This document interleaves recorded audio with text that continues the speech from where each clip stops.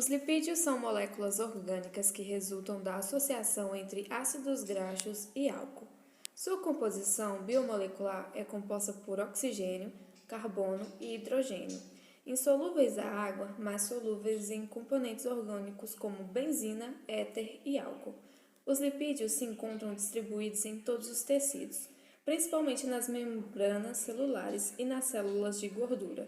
Os lipídios estão divididos em 5 tipos. Glicerídeos podem ser sólidos, gorduras ou líquidos, óleos, em temperatura ambiente.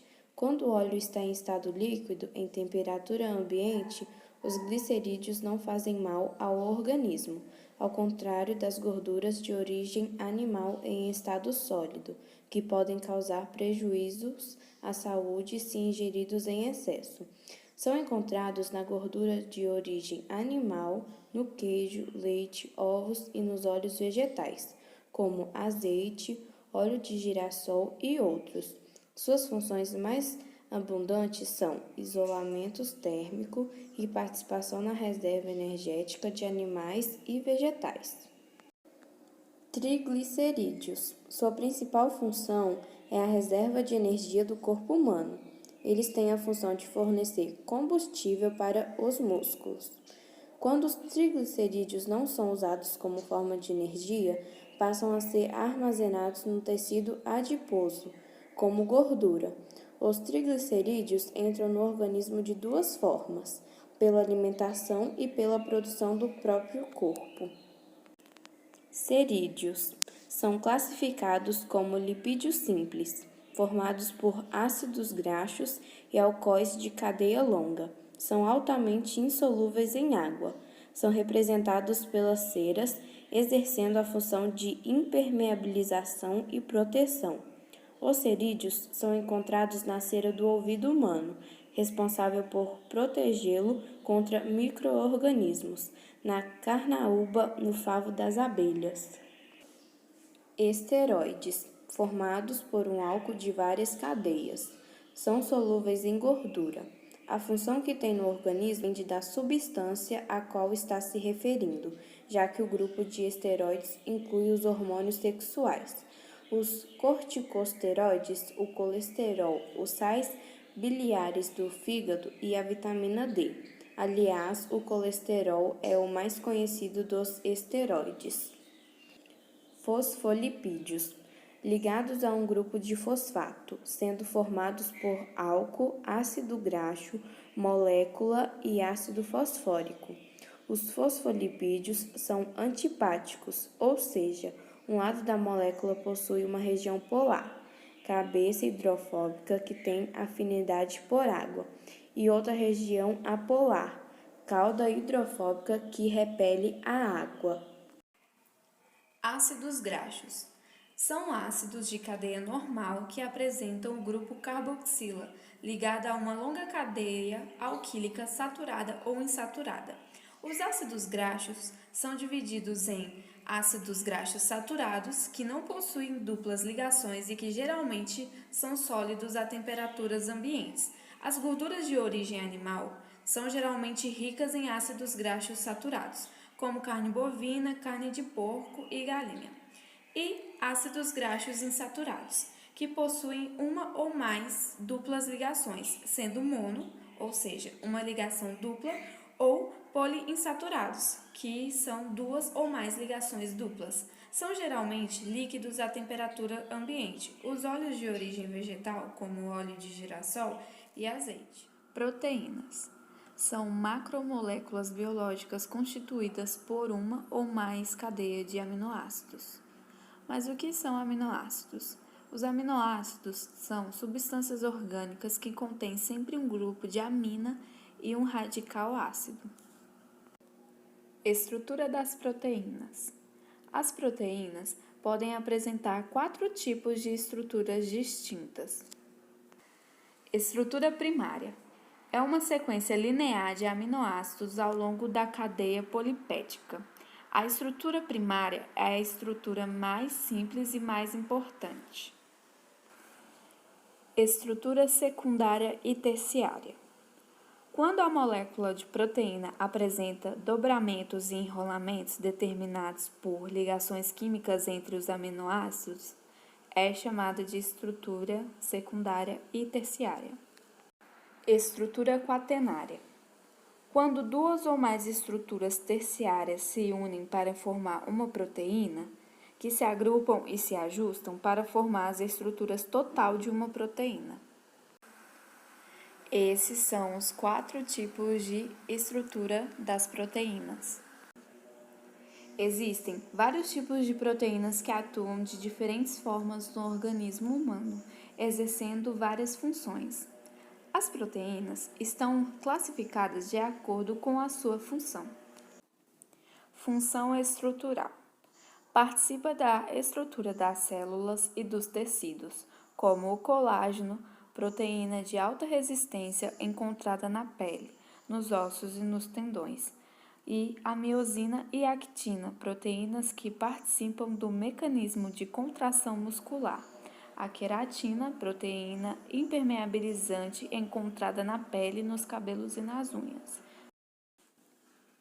Função hormonal. Alguns hormônios que atuam no nosso organismo são de origem proteica, como é o caso da insulina, hormônio produzido no pâncreas e que atua na regulação das taxas de glicose no sangue. Função enzimática. São as moléculas reguladoras das reações biológicas. São essenciais para a vida, como, por exemplo, as lipases. Função de defesa. Existem células no organismo capazes de reconhecer a presença de proteínas estranhas. Essas proteínas estranhas são chamadas de antígenos. Na presença de antígenos no nosso corpo, o organismo produz proteínas de defesa chamadas anticorpos. Existem mais de 20 tipos de aminoácidos, 11 naturais e 9 essenciais.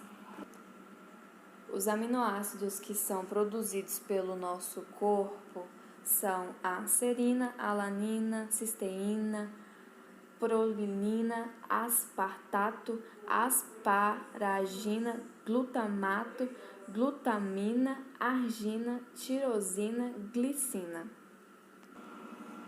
E os 9 aminoácidos essenciais que devem ser ingeridos através da alimentação são histidina, lisina, leucina, metionina, isoleucina, fenilalanina, treocina. Ácidos nucleicos. Eles são as substâncias responsáveis pela transmissão da herança biológica.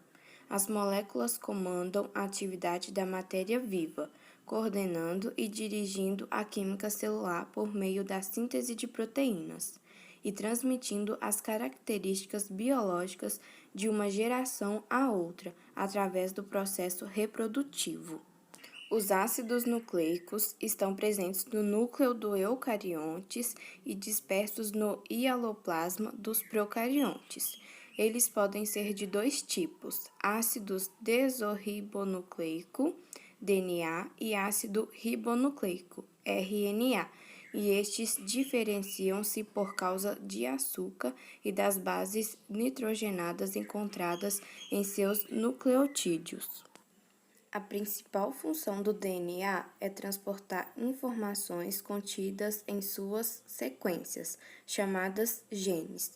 Assim, durante o exemplo de transcrição, quando uma célula usa as informações contidas em um gene, a sequência do DNA é copiada para uma sequência de RNA complementar, que pode ser utilizada depois para compor outra sequência proteica no processo conhecido como tradução. O DNA também é responsável pela manutenção das características e informações básicas sobre o organismo na divisão celular, possibilitando a replicação da estrutura. A principal função do RNA é permitir que toda a informação contida do DNA possa ser copiada e transportada até as estruturas responsáveis pela elaboração de proteínas. Portanto, o processo se ramifica sendo que existem 3 tipos diferentes de RNA para realizar funções específicas, como o RNA ribossômico. Este RNA é o principal elemento que constitui os ribossomos, tendo maior peso e sendo um dos principais responsáveis pela criação de novas proteínas. RNA mensageiro. Junto com o RNA ribossômico, o RNA mensageiro também fornece auxílio na síntese proteica, com a orientação da ordem de aminoácidos para a formação das proteínas.